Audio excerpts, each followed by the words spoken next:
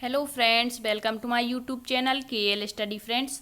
EVS की हमारी class second है और इसमें हम कर रहे हैं 30 बाय 30 की तैयारी। ठीक है, तो यहाँ पर आपको कंटेंट के साथ में क्वेश्चन और जहाँ पर ट्रिक की ज़रूरत होती है वो भी बताई जाती है। तो यहाँ पर जो ईवीएस है पूरा आपका एनसीईआरटी पर आधारित है और आज का हमारा जो टॉपिक है इसमें हम पढ़ने वाले हैं हमारे पशु पक्षी और उनके घोंसले।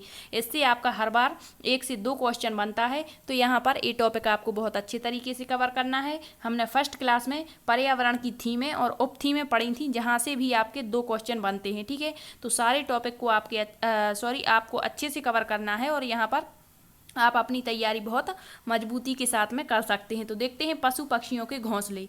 तो सबसे पहले यहाँ पर आपको देखना है कि किस पक्षी का घोंसला किस चीज़ से बना होता है और उसकी प्रमुख विशेषता क्या होती है, बस यही क्वेश्चन बनता है। तो यहाँ सबसे पहले दिया है शकरखोरा। शकरखोरा को ही हम कहते हैं विवेट पक्षी। ठीक है, तो पिछली बार इससे क्वेश्चन पूछा गया था कि जो लटकता हुआ घोंसला है वो कौन सा पक्षी बनाता है, तो वहाँ पर शकरखोरा ऑप्शन में नहीं था, वहाँ दिया गया था विवेट पक्षी। तो आपको याद रखना है। ठीक है, तो जो विवेट पक्षी है, जो शकरखोरा है, यह पेड़ या झाड़ी की डाली पर अपना लटकता हुआ घोंसला बनाता है। ठीक है, इस पक्षी के घोंसले में कौन कौन सी चीज़ें होती हैं, तो ये भी आपको याद रख लेना है। रुई, सूखे पत्ते, कपड़ों के चीथड़े और मकड़ी के जाले इसमें देखने को मिलते हैं। तो बस इसकी 2 विशेषताएं आपको याद रखनी है और शकरखोरा को ही विवेट पक्षी कहते हैं। ठीक है, नेक्स्ट देखते हैं यहाँ पर बसंत गौरी। तो जो बसंत गौरी है पेड़ के तने में गहरा छेद बना करके अंडे देती है, तो ये याद रखना है। नेक्स्ट है आपका पाख्ता, इंपॉर्टेंट है। डबबर्ड जो होता है कैक्टस के कांटों के बीच और मेहंदी की मेड़ में अपना घोंसला बनाता है, तो ये आपको याद रखना है, इंपॉर्टेंट है, ये पूछा जाता है। ठीक है, नेक्स्ट है दर्जन चिड़िया। तो ये भी पूछा गया था पिछली बार। क्या था क्वेश्चन था कि जो वह कौन सा पक्षी होता है जो पत्तों में मतलब दर्जी की भांति सिल करके अपना घोंसला बनाती है पत्तों को, तो वो था आपका दर्जन चिड़िया। तो यह नुकीली चोंच से, नाम ही है दर्जन, मतलब छेद करके सिल करके अपना घोंसला बनाना। ठीक है, नेक्स्ट है कौवा। तो यह अपना घोंसला जो है पेड़ की सबसे ऊंची डाल पर बनाता है। कहाँ पर? पेड़ की सबसे ऊंची डाल पर, या फिर इस तरीके से दिया होगा कि सुनसान पेड़ की सबसे ऊंची डाल पर कौन सा पक्षी घोंसला बनाता है, तो वो है आपका कौवा। ठीक है, कौवे के घोंसले में लोहे के तार, टहनियाँ और लकड़ी की शाखाएं आदि देखने को मिल जाती हैं। अब आपको याद रखना है, एक कोयल जो होती है ये अपना घोंसला नहीं बनाती है, बल्कि यह कौवे के घोंसले में ही अंडे देती है। और जो कौवा होता है ये कोयल के अंडों को सेता है और उसकी देखभाल करता है अपने अंडे समझ करके। ठीक है, क्योंकि दोनों का कलर सेम होता है। नेक्स्ट है इंडियन रॉबिन बर्ड, जिसे कलचीड़ी कहते हैं। तो यह मुलायम घोंसला बनाती है। तो कभी कभी तो यही क्वेश्चन बन जाता है कि निम्न में से कौन सा पक्षी अपना घोंसला मुलायम बनाता है, तो वो है आपकी इंडियन रॉबिन बर्ड। ठीक है, और ये पक्षी जो है इसकी जो घोंसला होता है इसमें जड़ें, टहनियाँ, बाल, रुई और कपास आदि देखने को मिलता है। नेक्स्ट है आपका कठफोड़वा। तो जो कठफोड़वा होता है पेड़ों में छेद करके छिपे हुए कीड़ों को खा लेता है। नेक्स्ट है आपका बीवर पक्षी। बीवेट अलग है और बीवर अलग है। ठीक है, तो यहाँ पर जो है नर बीवर पक्षी घोंसला बनाता है और जो इसकी मादा होती है वो अनेक घोंसलों में से सबसे अच्छे घोंसले को चुन करके अंडे देती है। तो ये भी पिछली बार क्वेश्चन इससे बना था। अब एक क्वेश्चन यहाँ पर बन जाता है कि सबसे सुंदर घोंसला कौन सा पक्षी बनाता है, तो वो बया पक्षी है जो सबसे सुंदर घोंसला बनाता है। ठीक है, नेक्स्ट है गौरैया। तो गौरैया आमतौर पर घर के आसपास, जैसे कि अलमारी के पीछे, छत या फिर आईने के पीछे, पंखे के पीछे अपने घोंसला बनाती है। तो कौन है वो पक्षी? गौरैया है। ठीक है, कभी कभी इतना ही क्वेश्चन बन जाता है कि घर के आसपास घोंसले बनाने वाले पक्षी का नाम क्या है, तो वो है गौरैया। ठीक है, नेक्स्ट है आपका कबूतर।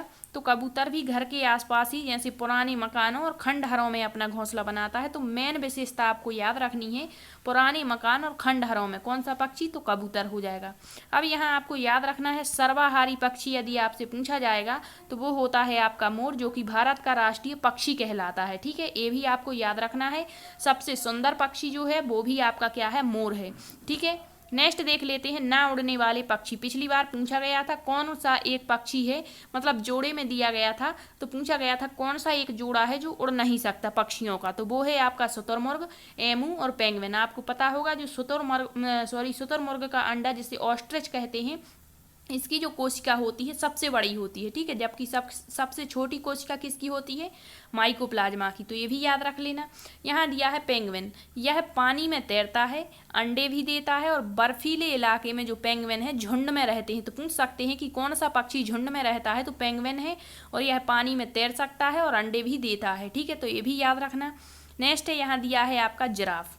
तो जिराफ यहाँ पर कुछ मतलब पिछली बार जो हमने क्लास में डाली हुई थी उसमें थोड़ा सा अतिरिक्त फैक्ट यहाँ पर इंक्लूड किए गए हैं जिससे आपके क्वेश्चन बन सकते हैं, ठीक है। दिया है जिराफ, जिराफ पहले अपने एक तरफ के दोनों पैर आगे बढ़ाता है और फिर दूसरी तरफ के दोनों पैरों को आगे बढ़ाता है। तो पूछ सकता है एक क्वेश्चन दे करके, ठीक है, या फिर एक क्वेश्चन दे देगा और पक्षियों के नाम दे देगा। तो जिराफ है, ठीक है। नेक्स्ट देख लेते हैं कुछ प्रमुख लक्षण हैं पशु पक्षियों के। तो यहाँ दिया है मजबूत दृष्टि वाले, केवल इतना पूछता है, तो वो है चील, बाघ और गिद्ध।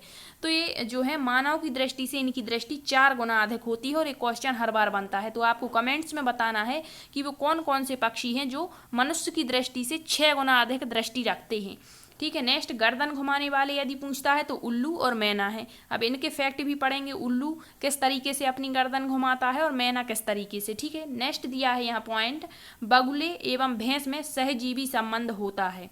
नेक्स्ट है, पक्षी अपनी गर्दन ज़्यादा घुमाते हैं, क्यों?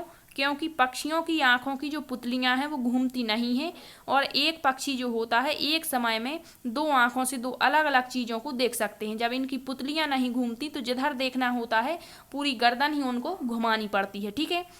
नेक्स्ट है, उल्लू दिया गया है यहाँ पर। तो रात्रिचर प्राणी है, ये तो सभी को पता है, जो अपनी गर्दन को काफ़ी हद तक पीछे तक घुमा सकता है। तो ये याद रखना, काफ़ी हद तक अर्थात लगभग 360 डिग्री तक ये अपनी गर्दन को घुमा सकता है। और ये क्वेश्चन पिछली बार काफ़ी बार पूछा गया था, रिपीट भी हुआ था, ठीक है।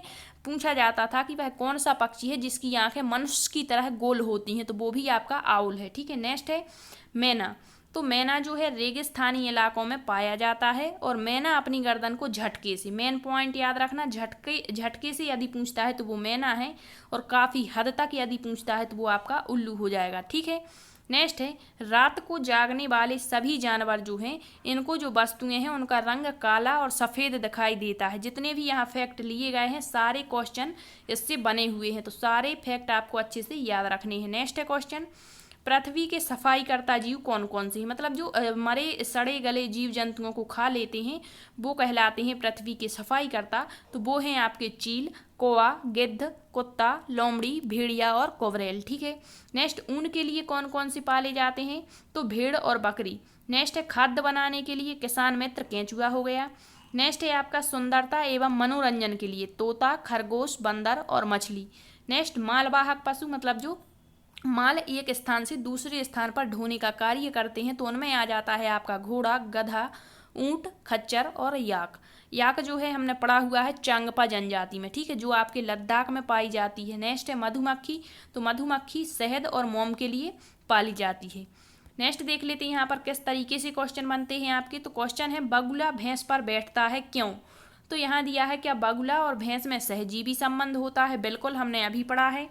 नेक्स्ट, बगुला मनोरंजन के लिए नहीं, बगुला भैंस को डराना चाहता है, ये भी नहीं, और भैंस बगुले को एक स्थान से दूसरे स्थान तक आने में मदद करती है, तो ये भी गलत है।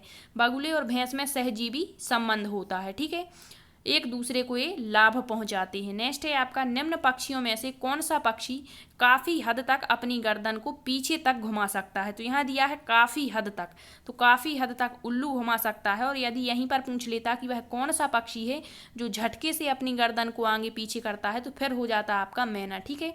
इसके अलावा जितने भी पशु पक्षियों से फैक्ट बनेंगे नेक्स्ट वीडियो में लाएंगे और वहाँ पर आपको जानवर भी पढ़ा देंगे, जहाँ पर आपके जैसे हाथी हो गया, जिराफ हो गया, ठीक है, इससे भी स्लॉथ हो गया, इससे आपके काफ़ी क्वेश्चन बनते हैं। तो आज के वीडियो में इतना ही। यदि आपको वीडियो पसंद आया है तो लाइक शेयर जरूर करना। Thank you.